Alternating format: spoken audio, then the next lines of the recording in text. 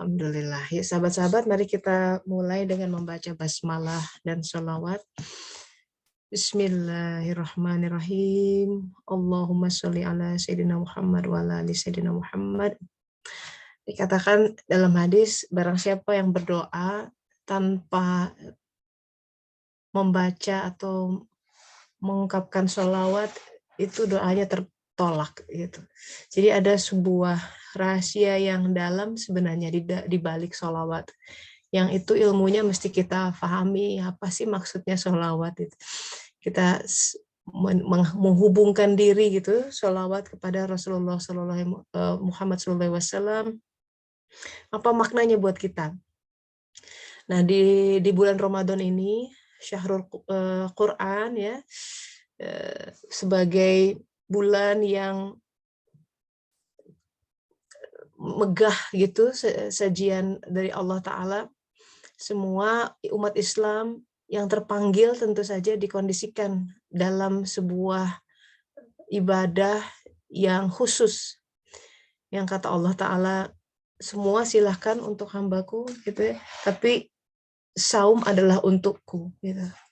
Jadi ada sebuah rahasia dalam di balik saum, sebuah kesetaraan, bukan setara sih, kemiripan gitu, segala sesuatu yang Allah lihat secara spesifik. Lapar silahkan untuk hambaku, tapi esensinya adalah untukku. Jadi ada hal yang merupakan kedekatan di situ. Nah, karena kita masih di tengah bulan Ramadan, menjelang 10 hari terakhir, di mana godaannya berat tuh. Biasanya 10 hari terakhir, ibu-ibu terutama malah disibukkan dengan parcel, gitu ya, belanja-belanja, gitu ya. Boleh, silahkan, tapi ingat di 10 malam terakhir, hari-hari ganjil terutama, justru itu Lailatul Qadar mesti kita pantengin gitu. Malam di mana kadar-kadar diri, qadar ya, itu diturunkan. Kita yang butuh pencerahan tentang hidup kita, siapa diri kita, mau kemana sih hidup ini, apa peran saya, gitu ya, agar dikokohkan. Tanda seorang menerima Lailatul Qadar, dia akan makin meningkat pemahaman tentang dirinya. Khusus karena itu terkait dengan Idul Fitri, fitrah diri, gitu. Siapa saya? Dibaca kehidupan, Iqra kitabaka. Dibaca kehidupan kitab diri ini. Itu fungsi dari tafakur. Terutama hal-hal yang kita masih sulit untuk mencerna, ya. Tapi sudah takdir, sudah jadi ketetapannya. Bagaimanapun itu sudah ditetapkan. Tentang masa lalu kita yang seperti itu. Upbringing ya, dari orang tua seperti apa. Dengan berbagai dinamika kehidupan, naik turun yang kita hadapi, itulah diri kita. Baca untuk menyiapkan wadah. Wadah itu untuk menjalin menampung air pengetahuan yang insya Allah diturunkan di Lailatul Qadar itu. Jadi kita masih in the quest for Lailatul Qadar karena kita butuh untuk paham siapa diri kita dengan sebuah pemahaman yang menjejak kuat ya, teguh di dalam diri. Nah, At-Taghabun ayat 11 mengatakan petunjuk itu, huda itu, sama terkait dengan Lailatul Qadar, itu adalah petunjuk yang turun. Itu turunnya ke qalb, sahabat-sahabat. Jadi wajib kiranya kita menelaah ilmu, mendalami ilmu yang bagaimana membuat qalb kita menjadi tempat yang selamat, Baitullah, tempat dia Allah Ta'ala bertajalli. Itu sebenarnya salah satu tema utama dari perjalanan kisah Musa dan Bani Israel yang kita sudah bahas tahun lebih ini. Dilahirkan di negeri Mesir, untuk keluar dari situ menuju Yerusalem, the promised land. Di situ nanti harus membangun Baitullah, yaitu Baitul Maqdis. Jadi sejarah Bani Israel Ini ya, dengan ini gambarannya dipenuhi oleh hantu-hantu dari Al-Baqarah gitu ya, sapi. Jadi the mother of all cows gitu kan. Karena kisah Bani Israel yang kita sudah lihat adalah tentang menyembah patung anak sapi emas. Anak sapi ya, ini emaknya si sapi gitu. Jadi the mother of all hawa nafsu, the mother of all sins. Al-Baqarah.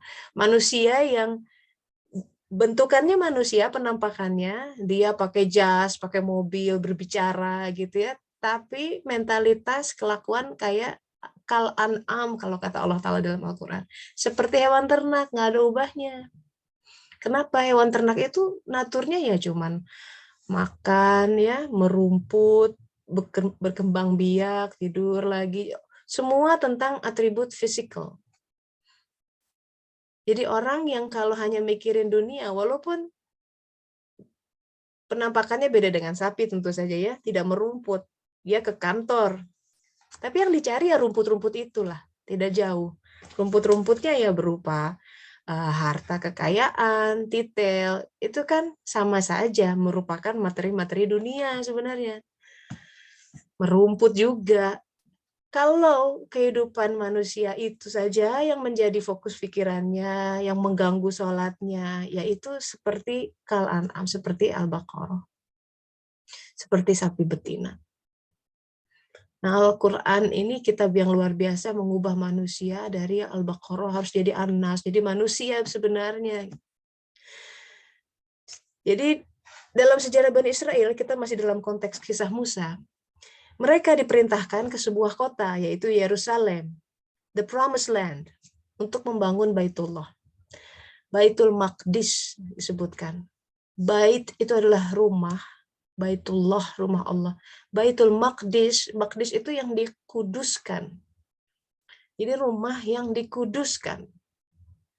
Kenapa sebuah rumah menjadi kudus? Karena ada Ruhul Kudus, singkatnya demikian. Dan rumah mana yang dimaksud? Apa relevansi kisah ini buat kita? Karena kita bicara nih mau dapat Lailatul Qadar, ya kan? Kolbnya yang disiapkan. Rumah itu adalah kolb. Artinya, sahabat-sahabat, kita harus bergerak dari alam bumi, alam jasadiah, alam pikiran, indera, alam syahwat yang demikian mencengkram kita sehari-hari, yang mempertakuti kita. Gimana kalau dia begitu, begitu. Kan perpanjangan dari alam itu kemudian menjadi anak-anak kita, pekerjaan kita, ya kan? Itu yang mempertakuti kita kok sehari-hari. Orang tua kita, semuanya. Semuanya bergerak di situ saja. We have to go beyond that. Suluk itu harus melihat, jangan tenggelam di situ. Harus melihat siapa yang mengirim itu semua. Nanti semua akan terjalin menuju satu titik, yaitu Allah Ta'ala. Saya balas dulu. Ya itu ya. Jadi agar yang memimpin kita masing-masing harus kolb. Itu kenapa posisi sujud adalah yang paling dekat, sedekat-dekat hamba dengan Tuhannya. Di situ hati kita naik di atas kepala yang ditempelkan di tanah, di atas permukaan bumi. Karena kalau boleh kita pahami, kalau terus terang saja hawa nafsu gitu ya, kehormatan, harga diri itu kalau itu yang masih menjadi Tuhan, bukan kolbnya, maka itu sumber kesengsaraan kita sebenarnya. Kalau sudah masih memikirkan gimana kata orang gitu ya, malunya apa kata orang gitu, itu berarti kehormatan, harga diri masih menjadi Tuhan bagi dia. Ilahnya bukan Allah. Karena dia lebih care dengan apa kata orang dibanding menjaga perasaan Allah. Sementara kisah Bani Israel ini harus masuk ke Baitul Maqdis, ini kita diperintahkan untuk masuk ke kolb. Gitu. Kolb kita bangkit. Nah, dalam jasad kita, dalam diri kita, itu ada pikiran, ada syahwat tuh yang gemar makan bakso, makan enak, syahwat apa namanya? Jadi syahwat tuh kegemaran kepada hal-hal yang material. mau makanan, baju, tas, sepatu, mobil, ya, sepeda mungkin, sepeda lipat zaman sekarang, atau syahwat, hal yang material. Hawa nafsu lebih ke hal yang tidak materi, kebanggaan diri, ego, harga diri gitu ya. Itu penyakit-penyakit kita sebenarnya. Tanpa sadar mereka itu yang memimpin kita. Entah pikiran yang terkait dengan waham kehidupan, misalkan kekhawatiran hari esok, bisa nggak nyekolahin anak, bisa nggak dapet jodoh gitu. Khawatir seolah-olah Allah tuh nggak berkutik gitu. Seolah-olah Allah tidak menyiapkan sesuatu yang besar, seolah-olah Allah Ta'ala tidak bisa menembus kegelapan atau barier kehidupan yang dia pikir berat banget gitu. Padahal tiap hari dia sholat disebut Allahu Akbar, Allah Maha Besar. Tapi di hatinya yang lebih besar sebenarnya adalah ketakutannya, kekhawatirannya hari esok. Itu kita tengah diperbudak, masih di negeri Mesir. Takut dikatakan orang sebagai miskin, takut dikatakan gagal, takut dikatakan kamu orang yang nggak punya gitu. Karena dia punya peer pressure, nggak mau kehilangan itu di hadapan teman-temannya gitu ya. Takut dikatakan ini dan itu. Jadi kalau itu yang masih terjadi, ketakutan itu adalah sesuatu hal yang menjadi Tuhan. Karena dia yang menguasai kita. Makanya sujud itu penting.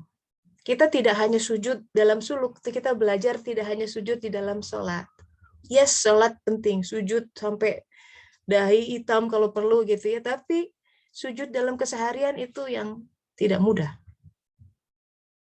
Apa artinya sujud dalam keseharian? Sahabat-sahabat dalam hidup, terutama kalau kita mau bertobat, banyak hal-hal terjadi di luar logika. Kalau kita mau bersuluk, karena ini kajian suluk ya, aku mau bersuluk, mau tobat, tapi masih menjadikan pikiran kita sebagai hakim utama, pasti banyak masalah. Semua dilogikakan. Semua you overthink. Pasti jadi masalah. Dalam suluk itu nanti kita akan lihat penggal Musa ketemu Khidir alaihissalam. Wah, dibikin bolak-balik itu. Musa alaihissalam, nabi terbesar Bani Israel yang sudah disuguhi keajaiban, laut terbelah, gunung diangkat, wow, macam-macam. Mana salwa turun. Suatu hari ada umat yang bertanya, siapa orang yang paling berilmu? Kata Nabi Musa, aku, katanya. Terus Allah Ta'ala menegur, bukan, ada lagi yang lebih berilmu. Itu adalah kisah. Nanti kita akan sampai ke sana, bagaimana Musa mencari seorang Khidir alaihissalam. Dan di situ, ini suluknya Musa ya, dia dijungkir balikan tuh logika dia. Sang Khidir yang mengajari dia, tiba-tiba melubangi perahu orang, membuat kerusakan, memenggal kepala anak, merobohkan tembok, dan lain sebagainya. Buat kita, ketika kehidupan terlihat fall apart ya, hancur, kerusakan terjadi, know that is probably the way gitu, most likely, terutama kalau kita sudah bilang ya Allah aku ingin bertobat. Kemudian yang terjadi adalah huru hara dalam rumah tangga, si anak jadi beginilah gitu ya, kehilangan orang yang kita sayangi dan lain sebagainya. That's the way. Nah, masalahnya kalau kita nggak paham Al-Quran, kita menjadi kelabakan dalam menghadapi kehidupan dan selalu bertanya, ini kenapa? Ini kenapa? What did I do? What did I do wrong? No, you didn't do anything wrong. Everything's perfectly as supposed to be gitu. But kita belum paham bagaimana cara Allah mengatur kehidupan. Maka penting ngaji, penting baca Al-Quran. Karena kita baca, oh aturannya begini, kita jadi lebih tenang. Kita jadi nggak gelagapan gitu menghadapi kehidupan. Kita jadi lebih teguh, menjadi lebih kokoh dalam berjalan, jadi lebih tenang ya. Seperti itu. Sebenarnya karena apa? Bani Israel itu diseru menuju ke sebuah tempat, the promised land itu surga mereka. yang mana kita semua disuruh untuk mencapai surga masing-masing. Ya, memang ujiannya banyak, penderitaannya banyak, tapi itu bagai di surga.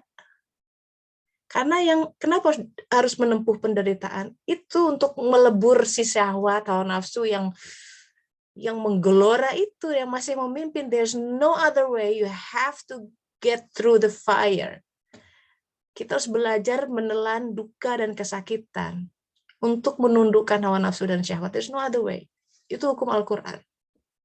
Maka suluk adalah jalan buat para pemberani. Berani nggak lewat itu api?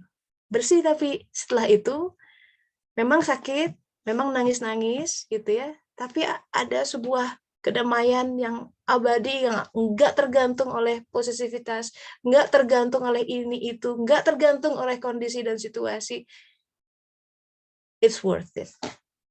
Dibanding kita nggak berani mengalami itu, kemudian memanjakan diri di dalam fata morgana dunia yang ya kenikmatan sesaat, superficial, dan akan berjangka waktu gitu. Oke, kita menikmati kehadiran seseorang, tiba-tiba meninggal. Sehat-sehat sakit. See, that is the kind of the world that we live in. Namanya dunia fana. Semua berbatas waktu. Anak masih lucu-lucu, and then pada saatnya dia pergi. Semua berbatas waktu. Semua akan menghadapi penderitaan.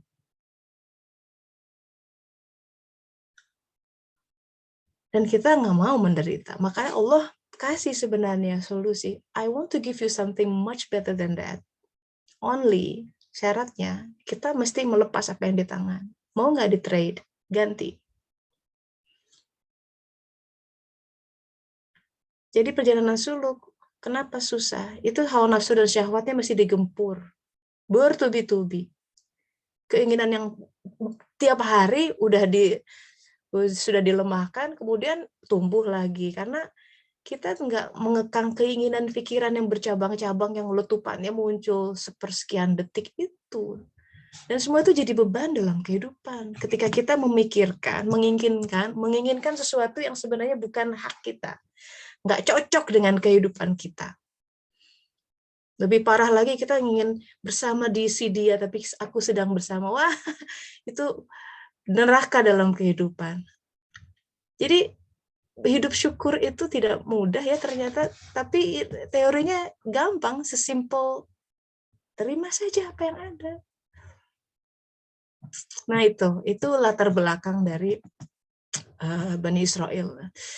Kenapa mereka harus ke surganya gitu? The promised land, the Yerusalem adalah untuk ke sana. Nah, kita masuk ke konteksnya, kemudian kita ingat dalam sejarah ketika Allah memberi perintah kepada Bani Israel untuk ke Yerusalem, pada saat itu mereka takut tuh. Di dalamnya ada bangsa yang tinggi besar, jago berkelahi, dan kuat. Dikatakan saat itu kota Yeriko itu memiliki pertahanan dindingnya tebal. Itu namanya bangsa Filistin. Ya, bangsa Filistin ini bukan bangsa Palestina sekarang, karena kalau Palestina yang ada sekarang itu yang ribut sama Israel, yang dizolimi kemarin ya, semoga Allah Ta'ala melindungi mereka. Itu Palestina yang sekarang itu bangsa Arab. Kalau zaman Musa, bangsa Filistin itu datang dari Pulau Kreta.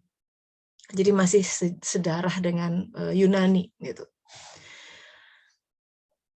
Kita melihat ini adalah dalam suluk, sebenarnya kita pun disuruh bertempur dalam kehidupan. Tapi bertempurnya tentu tidak dengan pedang dan secara fisik. Tapi yang digempur adalah mau nggak menghadapi bangsa Filistinnya apa? Yaitu aib, harga diri, ya, kehormatan. Kita yang besar kepala itu gitu ya. Kita yang emosian. Ya, kita kadang sebagian besar manusia tidak mau menempuh jalan sukar itu. Kenapa? Itu dia status quo deh. Malu sama tetangga gitu katanya. Malu apa kata dunia gitu. Dunia yang dipikirin bukan Allah Ta'ala. Selamanya Kalau itu yang masih mendominasi, apa kata orang, apa kata dunia, nggak akan benteng itu runtuh. Tidak pernah qalb itu terbuka. Nah, sejarah mencatat Bani Israel menolak untuk bertempur. Ketakutan, nggak mau. Akhirnya yang terjadi adalah mereka terkatung-katung di sebuah padang bernama Tih. Nggak tanggung-tanggung, bukan seminggu, 2 minggu, sebulan, 2 bulan, 40 tahun lamanya. Nah ini simbol ya, 40 tahun tidak mau berperang. Padang ini simbol dari jasad kita, sahabat-sahabat. Kita yang terkatung-katung, bingung, tidak pernah menemukan imam dalam diri, pegangan dalam kehidupan, karena menolak bertempur dalam kehidupan. Cenderung mendingan ya udahlah, nggak usah ribut, asal comfort zone gitu. Tidak mau memerangi yang tidak hak dalam diri kita, tidak mau memerangi hawa nafsu kita, malu, takut gitu ya, mendominasi. Tapi bukan malu dan takut sama Allah. Akhirnya terkatung-katung di dalam padang Tih kita itu apa? Kebingungan, ketidakjelasan, kehampaan. Itu kita yang dalam padang gurun Tih kehidupan. Karena kalau kita tidak beragama total, tidak berserah diri total, pasti akan terkatung-katung dan tidak akan menemukan kebenaran. Nauzubillah min dzalik. Nah, kita lanjutkan kisahnya. Jadi ketika periode terkatung-katung itu, namanya padang gurun, nggak ada sumber air, padahal krusial. Nah, di situ ada sebuah kisah nih yang diabadikan dalam surat Al-Baqarah ayat 60. Auzubillahi minasyaitonirrajim. Bismillahirrahmanirrahim. Dan ingatlah ketika Musa memohon air untuk kaumnya. Udah kehausan, udah tercekik, udah diambang mati lah. Kita aja baru puasa berapa? 12 jam, 16 jam mungkin ya. Wah, begitu buka minum air tuh, wah gimana rasanya. Ini berminggu-minggu, berpuluh hari, berbulan-bulan dengan air yang minimum. Dan air adalah esensial. Kalau nggak punya air, mati semua. Maka Nabi Musa memohon air untuk kaumnya. Lalu berfirman, Allah Ta'ala berfirman, pukul batu itu. Ini menarik. Batu dipukul dengan tongkat, maka memancar daripadanya air yang deras, sampai membentuk 12 mata air. Dan setiap suku mengetahui tempat minumnya masing-masing. Nah, ini ayat ini luar biasa. Ya, kita yang ini buat kita refleksinya ya. Kita yang dalam padang gurun, kebingungan gitu ya, butuh air dari Allah Ta'ala. Batu itu adalah simbol hati yang keras. Ini kan Bani Israel banget, bandel gitu. Disuruh berperang nggak mau gitu. Jangan menyembah Tuhan selain Allah, malah bikin patung anak sapi emas gitu. Mereka mengganti perintah Allah dengan apa yang tidak diperintahkan, isinya. Ngotot, ngoyo, tidak mau menempuh jalan yang sukar. Itu karakteristik hawa nafsu banget, nggak mau susah gitu. Jadi buru-buru mau jihad fisabilillah, nggak ada karakteristik itu. Dia pengennya comfort zone, ongkang-ongkang kaki, nyaman saja, sampai suatu saat dia harus menghadapi realitas bahwa semua itu berbatas waktu. Kematian datang, terus dia nggak siap untuk kehidupan berikutnya. Nauzubillah min dzalik. Kita yang dalam kebingungan itu seperti Bani Israel yang kehausan. Baru paham, baru tahu rasanya kalau kita tidak punya qalb, maka terlunta-lunta dalam kehidupan. Bingung. Kenapa? Karena Allah kan menurunkan petunjuk ke qalb. Qalbnya nggak teraktivasi, masih membatu. Maka doa Musa kepada Allah Ta'ala, berikan kami air, itu sebenarnya juga mengandung makna bagaimana mengubah hati yang keras menjadi hati yang takwa, hati yang sekeras batu tapi bisa mengeluarkan air. Dan air, sahabat-sahabat, adalah simbol pengetahuan. Karena wattaqullah Wa yu'allimukumullah. Bertakwalah kepada Allah, Allah akan mengajarimu. Ini takwa ini, makanya kita Ramadan nih kayak gini tuh untuk bertakwa. Nanti diajari. Di antara hal yang diajari adalah tentang siapa diri kita, dan itu di Lailatul Qadar. Supaya nanti kita Idul Fitri itu benar-benar perayaan. Aku selangkah lebih dekat kepada jati diriku, gitu. Itu. Jadi tongkat itu simbol pengetahuan yang hak, makanya perlu menuntut ilmu. Nah, kemudian menarik, kenapa jumlahnya 12 mata air? Ya, memang dalam sejarah terkait dengan putranya Yakub berjumlah 12. Jadi 12 jadi 12 kabilah. Itu bukan sekadar 12 umatnya Musa, tapi ada juga 12 aspek diri. Sesuatu yang bisa dimakan, dikasih air dari hati itu. Apa itu 12 aspek diri? 12 itu sahabat-sahabat 2 kali 6. Ya. 6 itu dari 5 plus 1. Panca indera plus akal pikiran.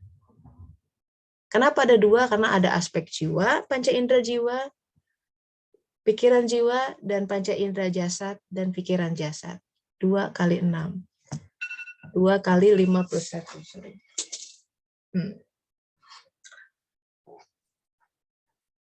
Jadi ada akal luar, akal ini, si neuron ini yang kita latih sejak SD sampai universitas, S3 ya, tapi ada akal dalam. Yang kita latih, dilatihnya lewat mana akal dalam? Buat ujian kehidupan. Itu mengukuhkan akar tuh. Nah, jadi si kolb itu walaupun keras, dia bisa mengeluarkan air. Itu keajaiban dengan pengetahuan. Ya, begitu. Jadi itu ada aspek sesuatu tentang 12 mata air. Nah, sebentar kita lanjutkan. Nah, air yang keluar itu adalah untuk memberi nutrisi dengan aspek yang ada dalam diri kita. Kalau airnya keluar, itu ada kesegaran tersendiri.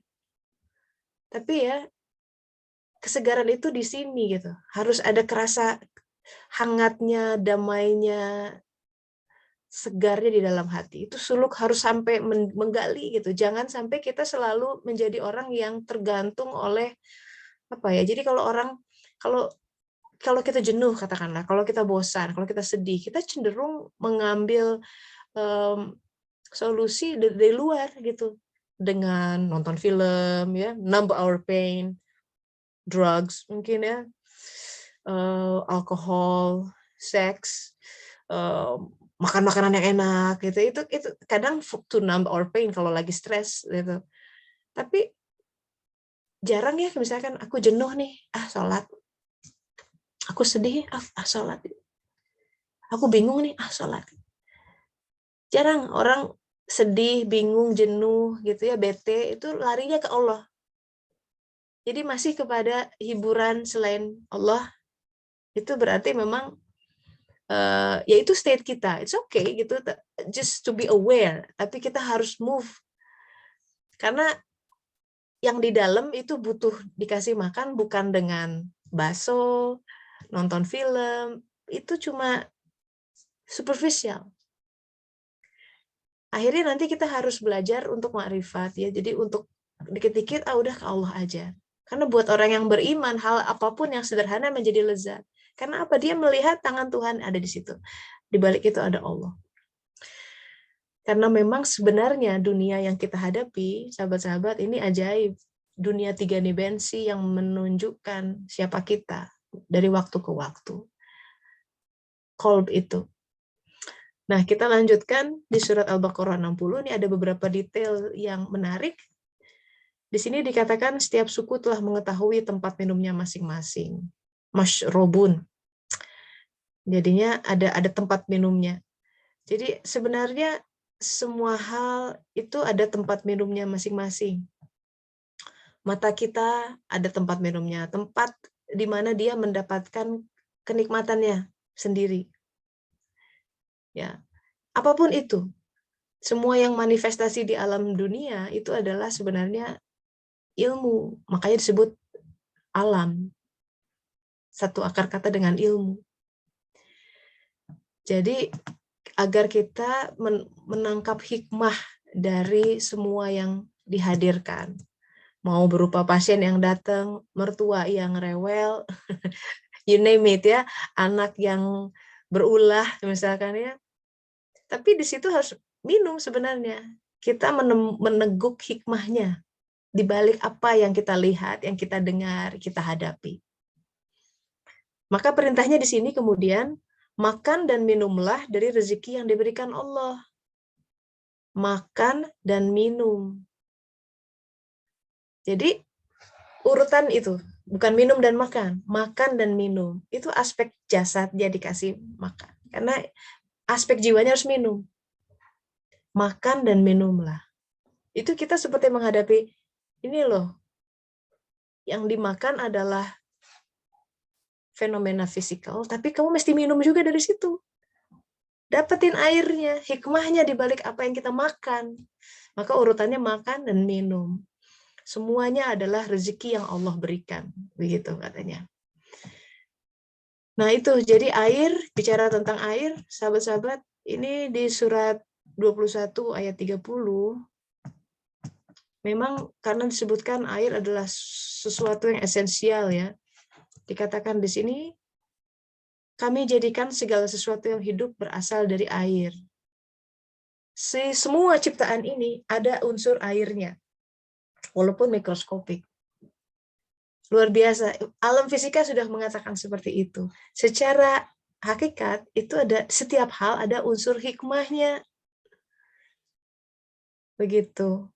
Walaupun makanan secara fisik ya, roti, apa ada unsur airnya, baik walaupun sedikit kuantitasnya. Makanya di balik semua hal, air itu dapatkan. Di balik semua situasi, keadaan, ya, apa yang Allah datangkan sampai serap airnya. Perihal air ini dalam Al-Quran ada simbol-simbol air macam-macam tuh. Ada air susu, ya, disebutkan sungai, ada hujan, disebutkan dalam Al-Quran, madu, itu juga bagian homer, itu simbol-simbol dari air hikmah. Buat kita pesannya adalah temukan itu di dalam semua keadaan kita. Nah, terakhir, tentang Bani Israel ini, kemudian selain dia butuh air, mereka butuh makanan, ya kan? Jadi di Al-Baqarah ayat 61 dikatakan Bani Israel yang meminta makanan. Mereka meminta, ini ada penggal yang menarik. Kata-katanya begini. Dan ingatlah ketika kamu berkata, wahai Musa, kami tidak tahan hanya dengan satu macam makanan saja. Nih, kata-kata Bani Israel ini. Maka mohonkanlah kepada Tuhanmu untuk kami. Ya, mohonkanlah kepada Tuhanmu untuk kami. Ini kata-katanya bukan mohonkanlah kepada Tuhan kami, tapi mohonkanlah kepada Tuhanmu. Jadi, apa coba yang dia minta? Apa-apa yang ditumbuhkan bumi. Didetailkan sayur mayur, mentimun, bawang putih. Apa coba yang Bani Israel minta? Apa-apa yang dari bumi. Ini bicara tentang kaum, sebenarnya buat konteks manusia yang sebenarnya sudah mau menuju Yerusalem, menuju Qob, tapi permintaannya masih bumi. Tidak puas dengan apa yang ada secara lahiriah. Itu kita banget. Mau taubat, tapi permintaannya masih lahiriah. Sebenarnya dia tidak puas dengan apa yang ada. Dan di situ sebenarnya kita butuh penjelasan yang lebih hakiki tentang situasi kehidupan kita. Tanpa menyerap air hikmah itu, si jiwa merana. Dia akan bingung terus. Nah, tentang hikmah, sahabat-sahabat, ingat tentang hadis Rasulullah SAW. Bahwa hikmah tidak akan turun dari langit dan masuk kepada sebuah qalb, ya ini kembali lagi qalb. Hikmah itu turunnya ke qalb, bukan ke sini, rasio pikiran.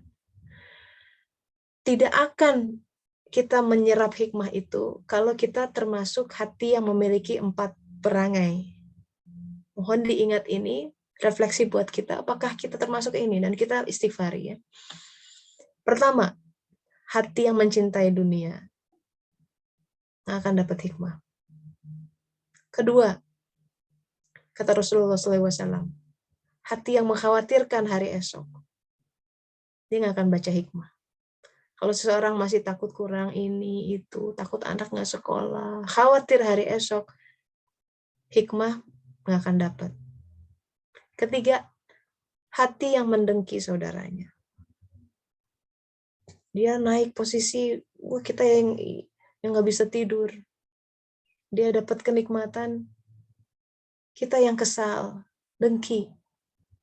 Tidak suka kalau dia dapat kebaikan. Sebaliknya, dia akan bersorak-sorai, bersukacita kalau dia, saudaranya mendapat musibah. Nauzubillah min dzalik. Hati yang mendengki saudaranya tidak dapat hikmah. Yang keempat, hati yang mencintai, ya, gila hormat gitu. Inginnya dinomorsatukan, VIP treatment, harus itu. Kalau itu masih seperti itu, hatinya tidak akan mendapat hikmah. Nah, sahabat-sahabat, Al-Quran, kehidupan ini adalah sebuah imam yang menampakkan di mana status kita saat ini dalam menuju Allah Ta'ala. Mari kita renungkan, ya, kontemplasi, sink it in, dari kisah Bani Israel dan Musa hari ini. Semoga ada yang bermanfaat. So, kita masuk ke sesi sharing, diskusi. Silakan, you can unmute yourself. Mbak Ajeng, ada Tehlin di sini, ada Uyo. Apa kabar, Yos? Ayo, sharing. It's time for you to share. Gantian dong. I'm sure each of you has its own story ya, berkaitan dengan ini. Kita yang pernah terkatung-katung di padang tih, atau mungkin sedang gitu ya. Ngapa? Jangan, don't despair, jangan putus asa. Buat Allah tuh kun fayakun, disampaikan bisa dalam sekejap. Masalahnya kita paham nggak bahwa kita sedang terkatung-katung? Kadang-kadang nggak paham. Kita tuh sedang dalam padang gurun, makanya nggak para ruguh gitu kehidupan teh gitu ya. Nggak jelas nih gitu. Banyak ininya, banyak aku ngapain ya, banyak explore sana sini. Nah, udah seusia gini udah nggak punya, harus sudah fokus sebenarnya. Ya, udah uban udah makin banyak nih, bahaya. Nah, lembarza semakin dekat. Sudah mulai fokus. Kalau zaman dulu usia 20 tahunan semua tawaran yes. Sekarang mah rem, harus banyak remnya. Dulu ngegas, boleh. Nabrak deh gitu. Terus sekarang tenang, ngerem gitu. Tidak semua tawaran harus dibilang yes. Karena adabnya tanya dulu. Allah Ta'ala, ya Allah ini bagaimana? Even though hal yang menurut kita, wah bagus banget gitu ya. Kadang dalam suluk ada yang disebut dengan emas kumambang. Nah, seperti emas tapi ngambang gitu ya. Glitter, tapi bukan. Itu tipuan. Kalau dalam Al-Quran dikatakan sebagai binatang buruan yang mudah didapat gitu. Ada tuh dalam Al-Quran. Atau ikan di hari Sabat, banyak ikannya. Walau alam, punten teh tetes. Ya, saya hanya mau bertanya, bagaimana cara yang paling baik dan applicable yang dilakukan untuk menekan syahwat? Waduh, ya, cara baik dan applicable. Pertama-tama, ya, kita tuh nggak berdaya sebenarnya menghadapi syahwat kita. Jadi yang pertama adalah sholat, munajat sama Allah Ta'ala. Ya Allah, tolong hamba menghadapi syahwat. Itu langkah penting itu. Yang lain mah nomor sekian. Minta dulu sama Allah Ta'ala. Perkara kemudian teknik apanya, itu Allah akan aturkan. Dan ini applicable untuk apapun. Menghadapi hawa nafsu, yes. Menghadapi mertua galak, yes. Menghadapi si bos galak, yes. It's applicable. Pertama, Munajat dulu sama Allah Ta'ala. Karena yang menciptakan itu semua, syahwat, hawa nafsu, si bos galak, ya, krisis ekonomi, semua Allah Ta'ala yang mencipta. Kesulitan dalam hidup, penyakit, Allah yang turunkan. Hanya Dia yang menurunkan, yang sanggup mencabutnya. Begitu tauhidnya. Jadi, udahlah pegang itu hadis Rasulullah. Perbaiki hubungan dengan Allah Ta'ala. Allah beresin itu semua. Gimana cara memperbaiki hubungan? Nyatu sholatna, benerin. Ya. Yang dulunya telat-telat, ya atuh ya. Back alarm teh dipasang gitu. Aduh mau waktu sholat, aware. Itu. Ajaib deh. Saya mewawancara beberapa orang, begitu sholat diperbaiki, ajaib. Kita melangkah, satu langkah dia berlari. Ajaib. So, buktikan. Jadi langkah itu. Jadi manusia tuh gini ya, aneh ya. Katanya Allahu Akbar gitu, tapi kita kurang munajat sama Allah Ta'ala. Jadi sebenarnya ironinya begini. Kenapa kita terluntang-lantung dalam kesulitan? Kita kurang meminta sama Allah Ta'ala. Kurang yakin. Yakinnya tuh sama pikiran kita, skema kita, rencana ini itu. Tapi namanya bertahap ya, bertahap. Ini memang kita hidup dalam rangka ya, namanya hidup itu untuk membentuk keyakinan itu bahwa kita nggak bisa tanpa Allah. La haula wala quwata illa billah, mutlak bergantung sepenuhnya sama Allah Ta'ala. Nah, tawakal itu pilar takwa sebenarnya. Sejauh mana kita menyerahkan kehidupan sama Allah Ta'ala, di situ Allah ambil. Kita ragu-ragu, dia pun ragu, mundur. Karena dia sangat halus, sangat santun. Kamu mau? Oke, nggak maksa. Tapi kadang untuk hamba yang dia sayangi, Al-Qahar turun tuh asmanya, Maha Pemaksa. Boom, kehidupannya.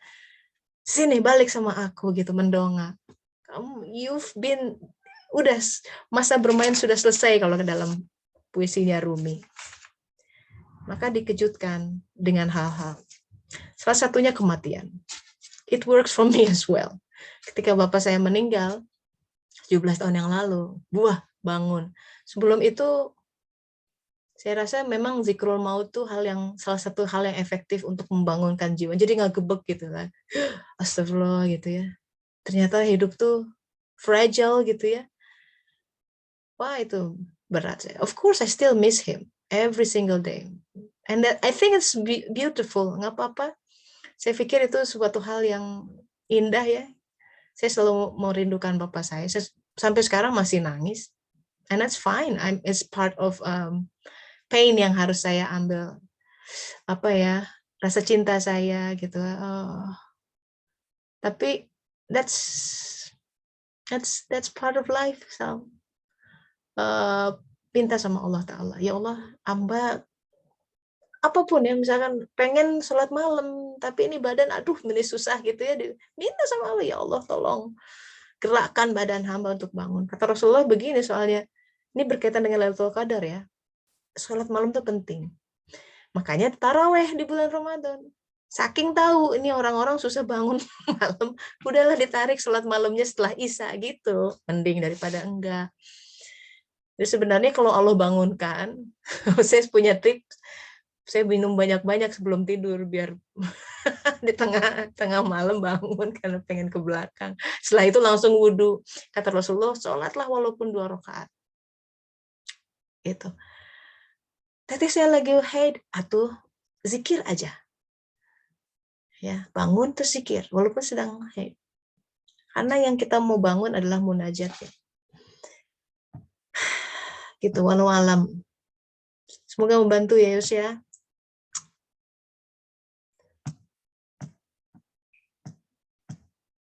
Bisa di-unmute? Kalau lagi luang, boleh silakan.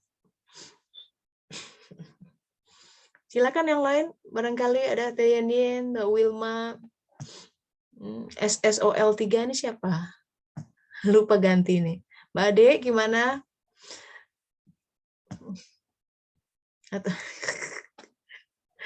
Iya, Belum, mangga turun. Belum Mbak Ade? belum. Belum. Ini kisah terkatung-katung dan Iya 12 benar, air mata. benar. Ini kita Yang lagi banget. dijalanin ini teh. Masya Allah, Masya Allah. Nanti butuh airnya. Keluar air. Ya. Ini, tapi air tuh tidak akan keluar, butuh tongkat, ilmu. Butuhnya baca Quran. Butuh Ya ikut betul. pengajian. Ya, kita butuh tongkat. Mukul si batu hati itu biar keluar air. Di situ. Terus dikatakan jangan kamu berkeliaran di bumi dengan berbuat kerusakan. Nah itu juga hal lain tuh, keliaran nggak jelas gitu, keliaran nggak jelas. Di situ kalau sudah menemukan mata airnya, fokus di situ.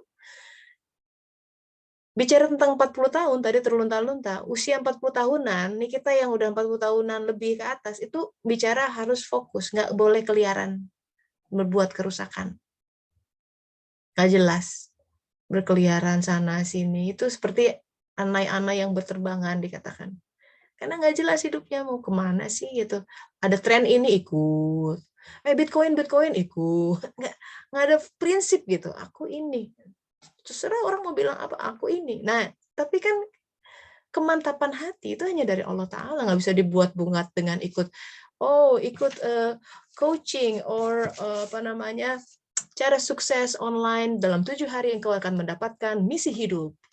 It's not like that. Bukan Al-Quran. Itu sesuatu yang harus dibaca bertahun-tahun. Coba lihat Musa sama Syuaib. Kita sudah bicara tahun lalu ya, tentang 8 sampai 10 tahun menggembalakan ternak-ternak Syuaib alaihissalam. Itu juga.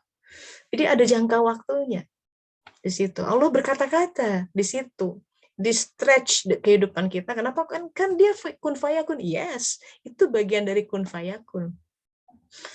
Gitu. Bahwa harus ada yang dibentangkan supaya, kalau kata Albert Einstein, kenapa waktu itu demikian di stretch gitu ya, bisa satu hari itu 24 jam, kenapa nggak satu hari seperti di planet mana gitu ya, cuman sekian jam. No, because dalam rentang waktu itu kita menjadi lebih melihat sesuatu dengan lebih detail. Tidak terlalu cepat, tidak terlalu lambat juga. Walau alam. Jadi semuanya tuh sebenarnya, semua orkestrasi kehidupan kita, ini ya, Allah sudah atur. Imani itu. Imani dia yang mengatur. Kalau sudah Allah yang mengatur, tauhid kita mengatakan dia sebaik-baik pengatur. Masalah yang timbul adalah ketika kita belum paham dengan pengaturannya, kemudian berontak hati, sedih, kok gini gitu. Kenapa? Why me gitu. What did I do wrong gitu kan? Masih bertanya-tanya kenapa? Dia belum menerima tuh. Itu kan padang gurunnya itu terkatung-katung kita dalam sebuah alam pemikiran yang merasa I'm doomed gitu. Saya kayaknya wah diazab nih apa gimana gitu. Kayaknya Allah nggak sayang sama saya. Kok Allah nggak mengabulkan kebutuhan saya, keinginan saya? Katanya ud'uni astajib lakum, berdoalah maka Allah akan kabulkan. Mana pengabulannya? Padahal Allah kabulkan tuh. Tapi bentuknya kadang-kadang tidak sesuai dengan hawa nafsu dan syahwat kita. Nah itu sekali lagi hawa nafsu dan syahwat mengaburkan al-haq. Kita jadi nggak bisa lihat al-haq. We cannot see the world as it is. We are blurred by our, ya, ngerikan. And then selama itu terjadi, kita akan terkatung-katung terus dalam sebuah episode kegelapan, sebuah episode kesedihan dari kesedihan yang lain. Kata Allah, sebentar. Padahal dia sama sekali tidak ingin untuk menyiksa hambanya. Jauh dari, justru ingin memberi nikmat. Surga kita, itu kita raih di situ. Mbak Yen, silakan sudah angkat tangan. Yes. Ya, assalamualaikum Teh. Waalaikumsalam warahmatullahi wabarakatuh. Alhamdulillah. Alhamdulillah, Masya Allah. Silakan. Ini Ramadan ini sedang Allah perjalankan di kesibukan yang luar biasa dibanding sebelum-sebelumnya gitu ya Teh ya. ada di satu sisi saya tuh syahwat ya, hawa nafsu pengennya tuh fokus di kelas-kelasnya suluk gitu ya. Tapi Ramadan ini sulit karena Allah sedang perjalankan di di fokus yang lain gitu. Nah, tapi ini mungkin karena masih masa adaptasi gitu ya, biasanya slow, terus sekarang tiba-tiba dari bangun tidur tuh udah bener-bener listnya tuh panjang banget sampai ketidur lagi itu gitu ya.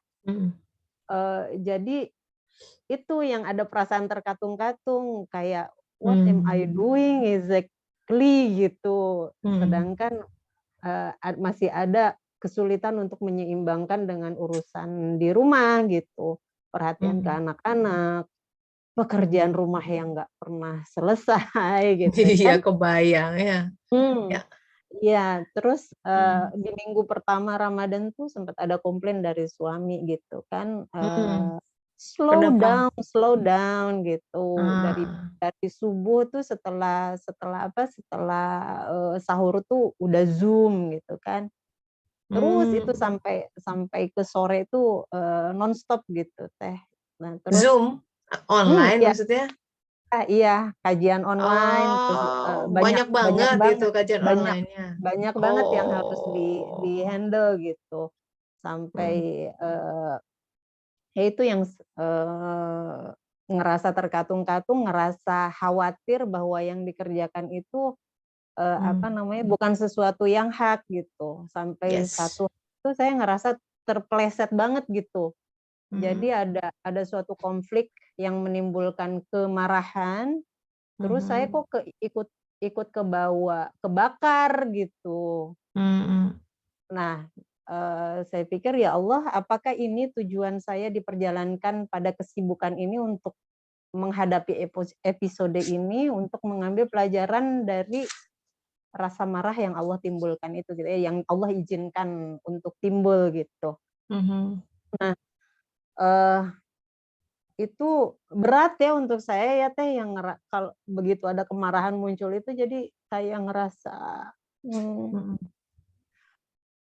marah pada takdir yang Allah sudah hadirkan gitu.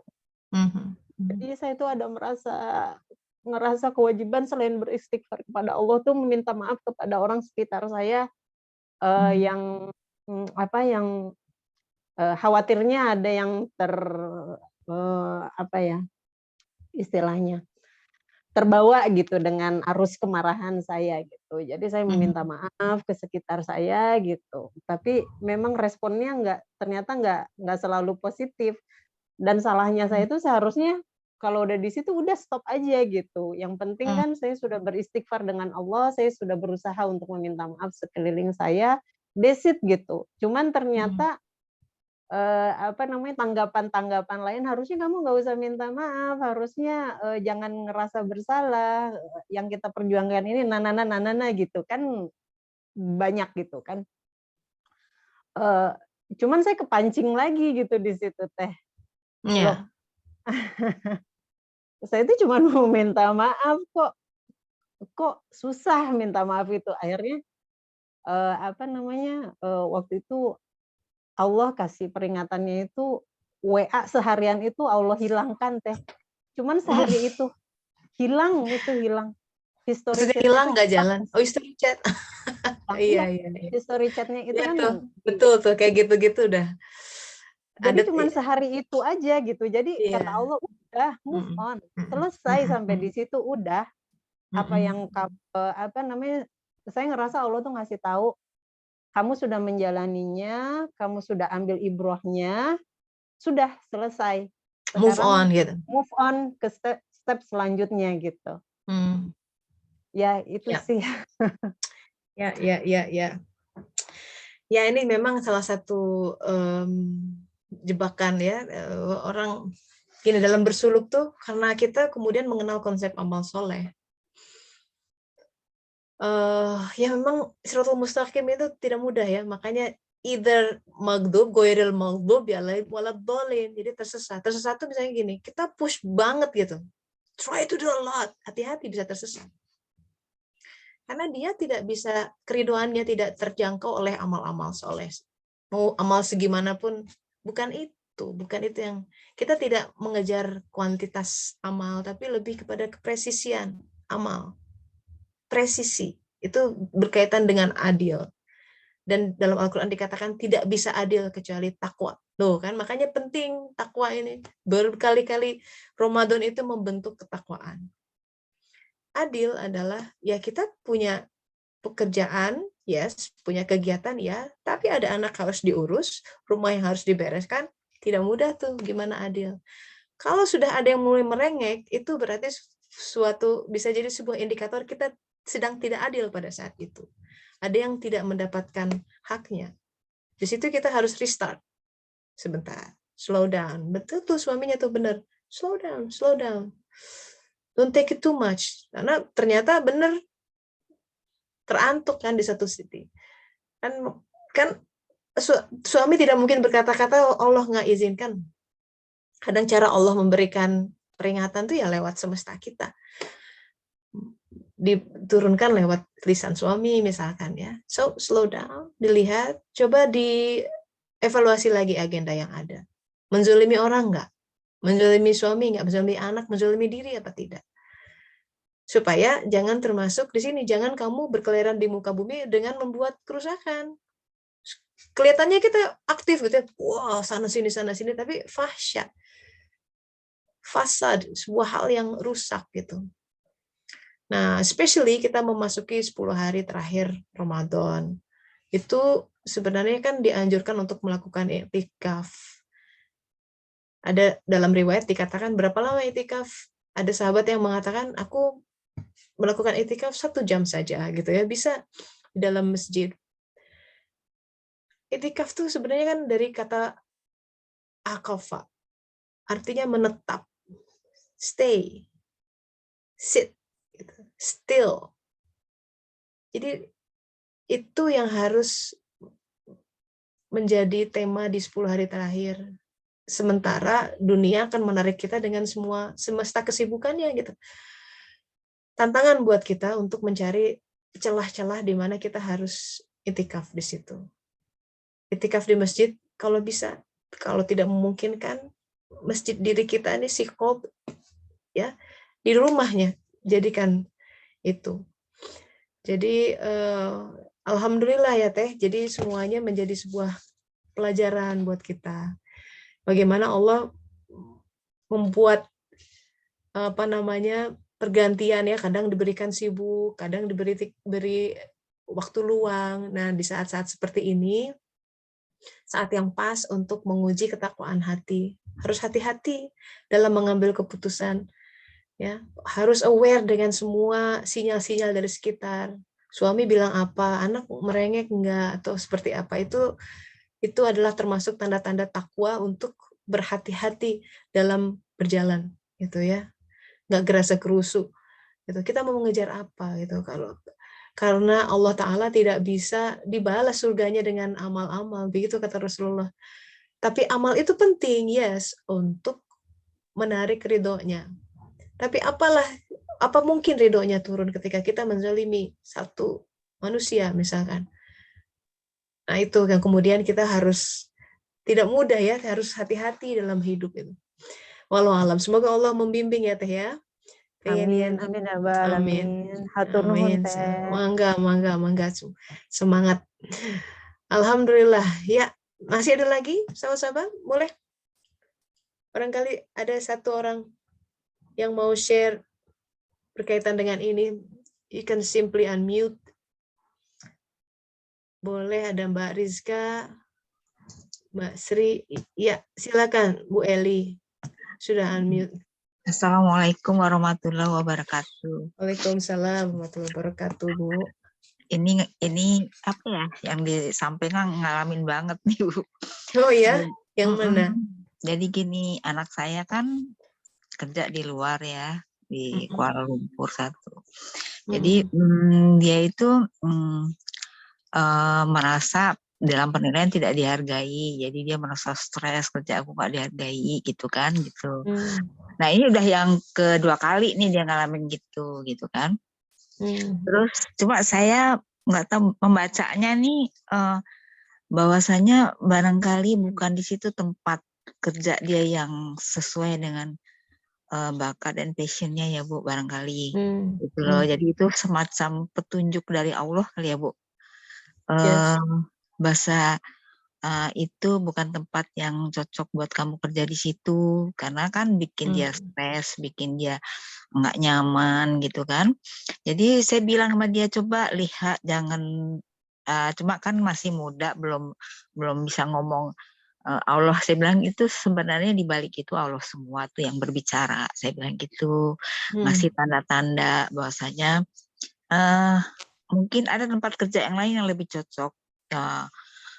Mungkin gajinya nggak begitu besar, tapi sesuai bakat, minat, dan passionnya mungkin nanti akan sukacita bekerjanya, bisa berkembang gitu, dan barokah gitu. Cuma memang nggak semudah itu ngasih tahu dia, Mama selalu solusinya gitu. Iya emang emang begitu. Nah itu ya ini ngalamin banget Bu gitu. Ya.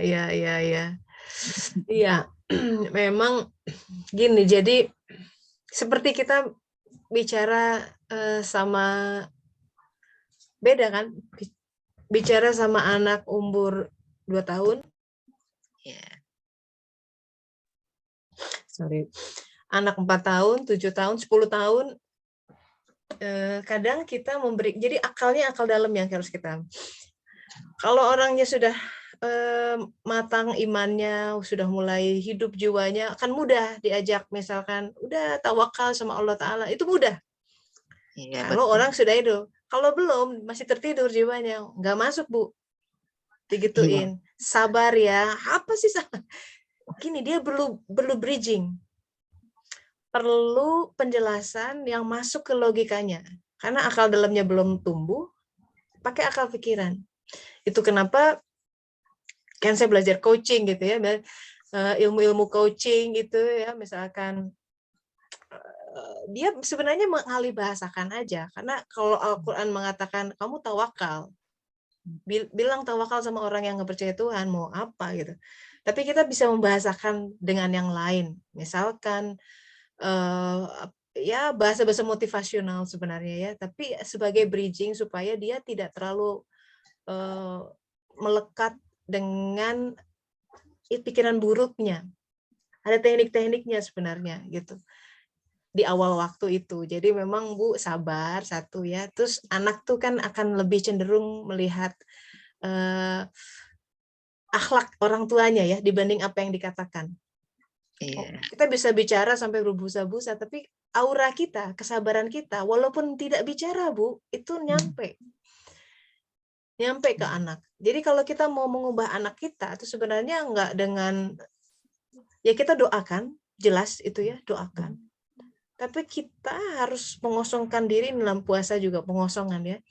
Supaya kuasa dia, anugerah dia turun. Anugerah itu berupa cahaya, dan semakin banyak cahaya, dia akan radiasinya makin kuat. Aneh tuh. Jadi cara kita merahmati lingkungan, kita harus memancing rahmatnya. Karena kita nggak bisa, siapa kita, manusia yang tidak punya apa-apa, merahmati lingkungan, rahmatan lil alamin, mau bisa apa? The only way adalah kita berserah diri, zikron katsira, tadi ya, zikir yang banyak-banyak. Zikir tuh bukan sekedar subhanallah, subhanallah, tapi kita harus tahu ilmunya.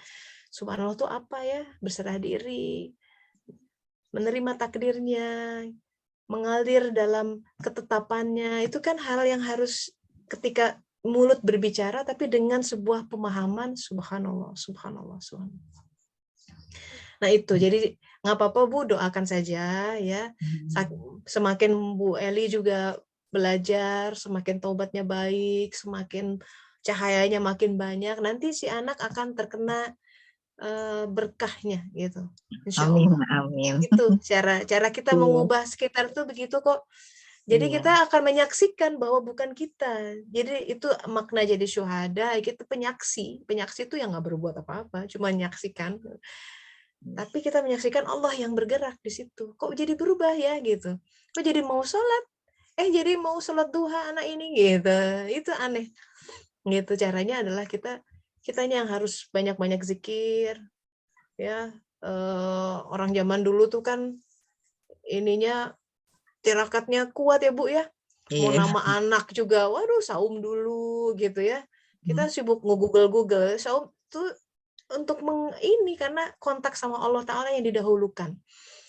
Jadi doakan sang anak, doa ibu apalagi ya insya Allah ya, supaya dia kuat gitu menghadapi permasalahan kehidupannya. Nah ini mulai udah diuji nih, Iya. lama-lama Saya bilang, justru bagus itu nanti saya dia bilang sama dia, Dek terima aja dengan ikhlas, nggak apa-apa kok ya. gitu. Nggak akan kiamat dunia adik dengan ini. Harus Nah, sabar, saya bilang gitu kan. betul. Perbaiki sholatnya, nanti hidup adik diperbaiki sama Allah, gitu kan. Betul. Aku kan sholat mah, gitu. Iya.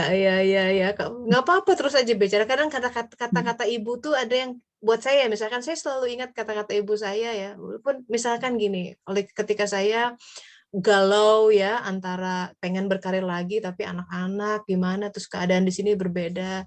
Terus mama saya tuh suka ngomong ya, apa yang kau cari? Apa yang kau cari? Ingat aja, iya ya, apa yang kau cari? Terus dia bilang, udah, pekerjaan akan selalu ada, tapi waktu sama anak-anak ada batas waktunya. Nah, hal-hal kayak gitulah, quote-quote seperti itu tuh nempel tuh Bu. Jadi tetap kirim pesan sama dia, walaupun kita nggak pernah tahu ya mana hal yang menjejak di dalam, karena kita ngirimnya juga dengan pengalaman kita ya, dengan pengetahuan kehidupan yang kita sudah hadapi, Iya, insya Allah.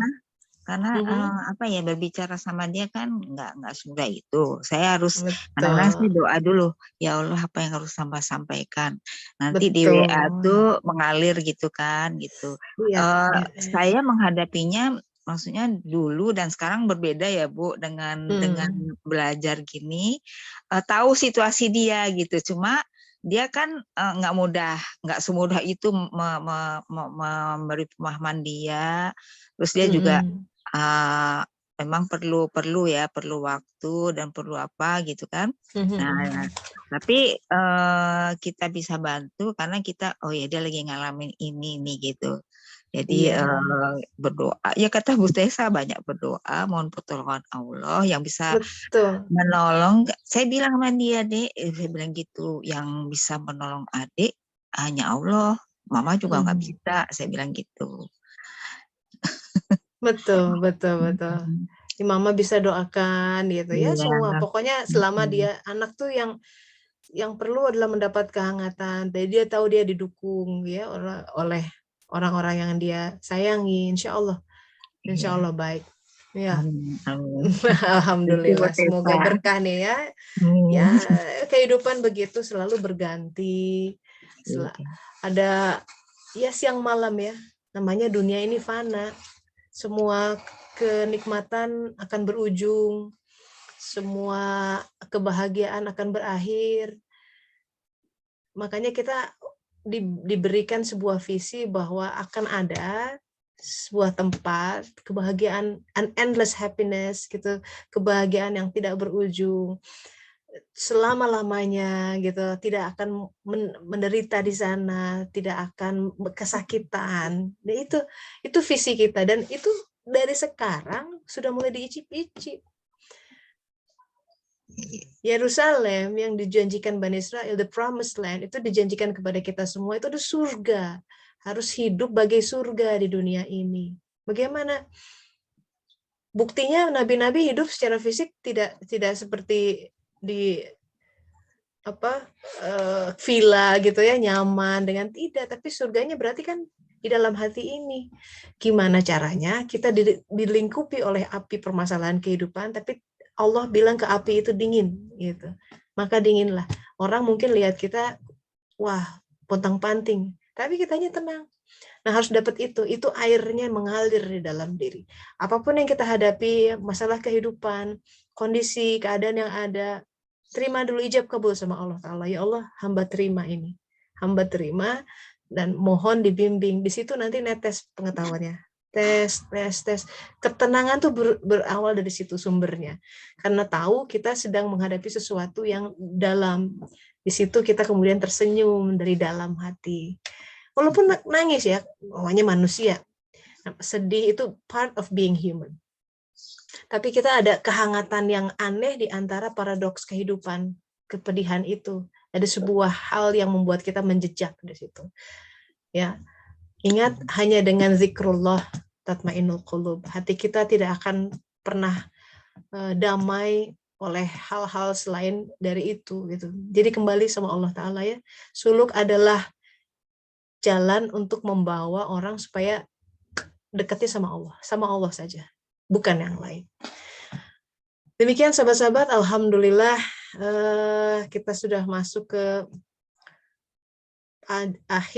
jelang akhir bulan Ramadan nih ya. 10 malam terakhir, ingat di omat ya, jaga semoga kita semua mendapat Lailatul Qadarnya, sebuah ketetapan Allah yang lebih menjejakkan kita kepada jati diri kita. Dengannya kita keluar dari Ramadan ini menjadi orang-orang yang kembali ke fitrahnya gitu. Mendapat rahmat pertama, rahmat kedua dari Allah Ta'ala. Amin ya rabbal alamin. Kita tutup ya sahabat-sahabat. Kita baca doa akhir majelis. Subhanaka Allahumma wa bihamdika asyhadu an la ilaha illa anta astaghfiruka wa atubu ilaik. Alhamdulillahirabbil alamin. Semoga bermanfaat ya. Silakan melanjutkan aktivitas. Makasih Teh. Thank you. Oke. Pamit dulu ya. Take care, Yos. Assalamualaikum. Terima kasih, Salam Desa. Assalamualaikum.